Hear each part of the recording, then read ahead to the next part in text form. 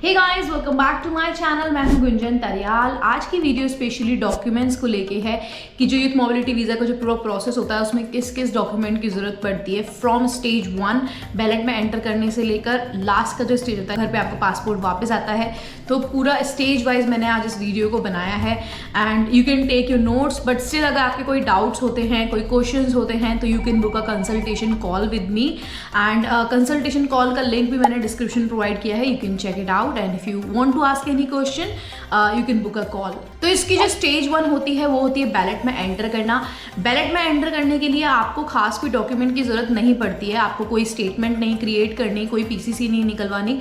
Stage 1 में ballot में enter करने के लिए आपको सिर्फ और सिर्फ अपने पासपोर्ट की जरूरत होती है। Now let me tell you कि आपको अपना पासपोर्ट कैसे अपलोड करना है। आपको जो इसमें पासपोर्ट होता है उसमें उसका जो फ्रंट पेज होता है, जो फोटो पेज होता है वो सबसे इंपॉर्टेंट होता है। तो फोटो पेज का आप एक पीडीएफ बना सकते हैं एंड देन उसको अपलोड कर सकते हैं। बट अगर आप कॉन्फिडेंट नहीं है, आपको लगता है कि नहीं मुझे पासपोर्ट का बैक भी लगाना, तो आप बैक भी लगा सकते हैं। फोटो पेज और बैक पेज दोनों भी लगा सकते हैं, बट उसको प्रॉपरली स्कैन अच्छे से करें, फ़ोन से स्कैन ना करें बिकॉज वो प्रॉपरली स्कैन नहीं होता है कई बार। तो आप स्कैन करके फ्रंट एंड बैक भी लगा सकते हैं, सिर्फ फ्रंट भी लगा सकते हैं बिकॉज मैंने जो सिलेक्टेड कैंडिडेट्स देखे हैं वो दोनों तरीके के देखे हैं, जिन्होंने सिर्फ फ्रंट पेज लगाया था या फिर जिन्होंने दोनों पेज लगाए थे। बट उसको रीनेम ज़रूर कर दें, जैसे कि आप रीनेम कर सकते हैं passport February 2025। So this is going to be uploaded in ballot. तो ये सिर्फ एक डॉक्यूमेंट है जो आपको अपने बैलेट में अपलोड करना है। बट स्टिल अगर आप कॉन्फिडेंट नहीं है अपना बैलेट फॉर्म को फिल करने के लिए, तो मैं बैलेट फॉर्म को फिल करने की भी असिस्टेंस प्रोवाइड करती हूँ। You can reach me on Instagram and I will be able to help you. Instagram का जो लिंक है वो मैंने डिस्क्रिप्शन में प्रोवाइड कर रखा है। नेक्स्ट स्टेज होती है आपका सक्सेसफुल हो जाना। जब आप सक्सेसफुल हो जाते हैं और आपके पास में ईमेल आ जाता है कि हाँ आपका बैलेट सक्सेसफुल हो चुका है, तो आपको क्या करना है। आपको जो सबसे पहली स्टेज है वो है आपको वीज़ा का फॉर्म फिल करना है, जो आपको विद इन 30 डेज करना होता है। पिछली बार 90 डेज का भी अल्टीमेटम था, तो 90 डेज तक भी करना होता है, बट ये आपके मेल में ही लिखा होगा कि आप कब तक फॉर्म फिल कर सकते हैं। जैसे फर्स्ट जो टाइम था उस टाइम पे 30 डेज का कुछ अल्टीमेटम था, तो आपको इस जो मेल को है वो काफ़ी अच्छे से रीड करना है। तो आपको जो अपना वीज़ा का फॉर्म है वो फिल करना है, बट माइंडेड कि आपको सिर्फ वीज़ा का फॉर्म फिल करना है। इस टाइम के आप पे अगर आपके पास कोई डॉक्यूमेंट नहीं भी है, पीसीसी नहीं है या फिर आपके पास में स्टेटमेंट रेडी नहीं है, तो भी कोई दिक्कत नहीं है। सिर्फ आपका वीज़ा का फॉर्म फिल करने के लिए आपको किसी भी डॉक्यूमेंट की ज़रूरत नहीं है। सिर्फ आपका जो सक्सेसफुल बैलेट का यूएएन नंबर है वो यूएएन नंबर आपके पास में होना चाहिए, और आपको अपने पासपोर्ट का नंबर देना है, पासपोर्ट की डिटेल्स देनी है। बट आपको किसी भी डॉक्यूमेंट को अपलोड करने की नीड नहीं होती इस स्टेज पे। बट इस स्टेज पे आपको एटलीस्ट ये पता होना चाहिए कि आपके किस टाइम पे सारे डॉक्यूमेंट्स रेडी हो जाएंगे, बिकॉज जिस टाइम पे आपके सारे डॉक्यूमेंट्स रेडी होंगे उस टाइम की आप अपॉइंटमेंट ले सकते हैं। एक अच्छा खासा टाइम दीजिए कि आपके सारे डॉक्यूमेंट्स उस टाइम तक रेडी हो जाएं। तो जो आपका वीज़ा के लिए जो फॉर्म आप फिल करते हो उसमें आपको किसी डॉक्यूमेंट की नीड नहीं है। सिर्फ आपको एक डेट जो है वीज़ा अपॉइंटमेंट डेट की एक अच्छी खासी एक प्रॉपर आप मतलब एक रेडी रहें, प्रिपेयर रहें कि किस टाइम पे हम डेट ले सकते हैं। Now third stage is about visa apply.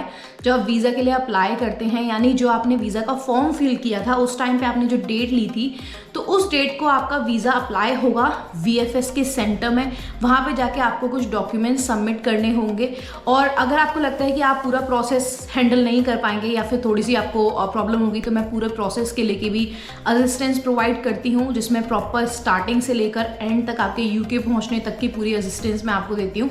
And after that अगर आपको लगता है कि नहीं आपको सिर्फ नॉलेज चाहिए, तो मैंने एक मास्टर क्लास भी प्लान करी है 4 मार्च को, सिर्फ उन कैंडिडेट्स के लिए जो सिलेक्टेड होते हैं।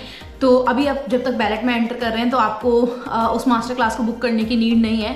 बट आफ्टर दैट अगर आप सक्सेसफुल होते हैं, आपको लगता है कि हाँ मुझे प्रॉपर नॉलेज चाहिए स्टार्टिंग से लेकर एंड तक, जो यूके का जॉब मार्केट है सब चीज़ों को लेके, तो मैं 3 to 4 आवर्स की ये एक मास्टर क्लास होती है जो मैं प्रोवाइड करती हूँ। तो you can book that also, but only after getting selected. But let me tell you about the documents जो आपको वीज़ा अप्लाई करते टाइम चाहिए। तो आपका जो फर्स्ट डॉक्यूमेंट आपको चाहिए वो आपकी चाहिए आपको स्टेटमेंट। तो जैसे ही आपका रिजल्ट डिक्लेयर हो जाता है, आप अपने अकाउंट में एक अमाउंट जो 3 लाख का अमाउंट है वो अपने अकाउंट में स्टेटमेंट प्रिपेयर करना स्टार्ट कर दें, क्योंकि जिस टाइम पे आप वीज़ा के अपॉइंटमेंट के लिए जाएंगे तो आपको 30 डेज़ की स्टेटमेंट आपको लगानी पड़ेगी। अपने वीज़ा फाइल के साथ में। यूके के गाइडलाइन के अकॉर्डिंग आपको 2530 पाउंड का अमाउंट शो करना पड़ता है अपने अकाउंट में, जो कन्वर्ट होके आप ओएंडा से कन्वर्ट कर सकते हैं। मैंने ओएंडा का लिंक भी डिस्क्रिप्शन में प्रोवाइड किया है, तो आप ओएंडा से उसको कन्वर्ट कर सकते हैं और it is approximately 3 lakh something. But आप 3 लाख या 3,20,000 से कम अमाउंट ना रखें, बिकॉज जो यूके की करेंसी जो इस कन्वर्टर रेट होता है ये फ्लक्चुएट होता रहता है। तो बेटर यही है कि आप सेफ साइड पे रहें और एक अच्छी खासी स्टेटमेंट प्रिपेयर करके रखें। एंड आपको जो डॉक्यूमेंट लगाने हैं इस केस में वो है बैंक का एक सर्टिफिकेट विच सर्टिफाइज कि आपने इतने दिन से स्टेटमेंट में पैसे रखे हुए हैं, और दूसरा आपका बैंक की स्टेटमेंट। ये आपके फिनेंशियल डॉक्यूमेंट्स होते हैं। जो उसके सेकेंड डॉक्यूमेंट है जो आपको वीज़ा एप्लीकेशन के टाइम पे लगाना है, दैट इज़ योर पीसीसी, आपका पुलिस क्लियरेंस सर्टिफिकेट, जो खुद अपना टाइम लगता है, अराउंड 1 मंथ का टाइम लग जाता है। आप अपॉइंटमेंट लेते हैं और घर पे वेरिफिकेशन होती है, तो एक बहुत लंबा प्रोसेस होता है। तो बेटर ये है कि जितना जल्दी हो सके आप इसको करवाएं। और बेटर ये है कि आप पासपोर्ट सेवा से करवाएं, बिकॉज वो हर जगह पे वैलिड होती है। इंटरनेशनल पर्पस के लिए हमेशा पासपोर्ट सेवा से ही करवाई जाती है, तो इट इज़ बेटर कि आप पासपोर्ट सेवा से ही कराएं। इसको लेके मैंने एक वीडियो भी बनाई हुई है कि आपको पासपोर्ट सेवा के लिए कैसे पीसीसी के लिए अप्लाई करना है।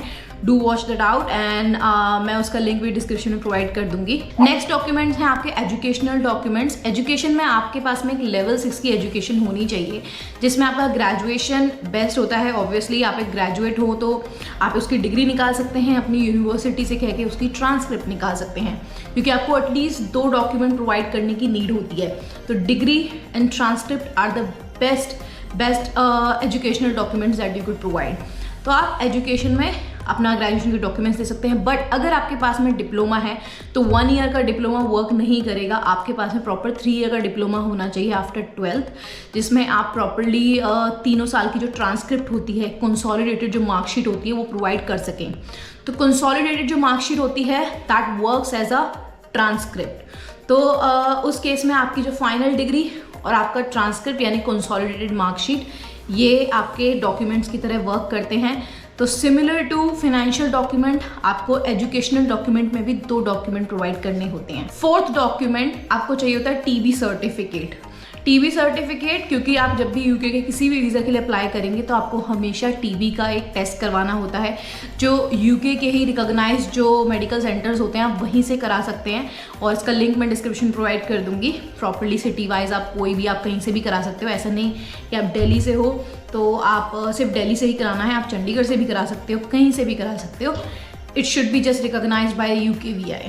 Last document which is not compulsory but still कुछ लोगों के लिए बहुत ज़्यादा यूज़फुल होगा, जैसे कि अगर आपके पासपोर्ट में आपका नाम कुछ है और थोड़ी सी भी अगर डिस्क्रिपेंसी है, थोड़ा सा भी अगर है कि कोई चेंज है, और आपके पासपोर्ट में आपका कुछ नाम है, आपके एजुकेशनल डॉक्यूमेंट में थोड़ा बहुत चेंज है, जैसे कि उसमें सरनेम नहीं है, उसमें सरनेम है, या फिर आपके ग्रेजुएशन के डॉक्यूमेंट में आपके फादर का नेम भी लिखा हुआ है, कोई छोटा सा भी अगर आपका चेंज होता है, तो you should get a certificate और an affidavit called same name affidavit. ये सेम नेम एफिडेविट ये सर्टिफाई करता है कि ये जो इंसान है जिसका ये पासपोर्ट नंबर है और ये जो इंसान है जिसके ये ग्रेजुएशन के डॉक्यूमेंट है, दैट्स द सेम पर्सन। तो ये आपका एक सेम नेम एफिडेविट वर्क करता है। आई होप आपको डॉक्यूमेंट्स को लेके प्रॉपर क्लैरिटी हुई होगी कि आपको कैसे डॉक्यूमेंट्स के लिए अप्लाई करना है। And let me summarise it once again. Ballot के लिए आपको सिर्फ एक डॉक्यूमेंट की नीड है, that is your passport. Second stage आपका वीज़ा का फॉर्म फिल करने के लिए, वीज़ा का फॉर्म फिल करने के लिए आपको किसी भी डॉक्यूमेंट की ज़रूरत नहीं होती, कुछ भी अपलोड नहीं करना होता। ऑब्वियसली आपको अपनी डिटेल पता होनी चाहिए, जैसे कि passport, UN number. And third stage is about visa application. जो आप VFS सेंटर में जाते हैं तो वहाँ पे आप वीज़ा के लिए अप्लाई करते हैं, वहाँ पे आपके पास में आपके एजुकेशनल डॉक्यूमेंट होने चाहिए, जैसे कि आपका degree and transcript, financial document होने चाहिए, bank certificate and bank statement, आपके उसमें TB सर्टिफिकेट होना चाहिए, PCC होना चाहिए, और अगर नीड है तो सेम नेम एफिडेविट होना चाहिए। So that is all about this video. I hope it helps you, and if you have any question, any query, you can book a consultation call or you can message me on Instagram. I'll try my best to help you. Thank you very much. Good luck for the ballot and see you in the next video.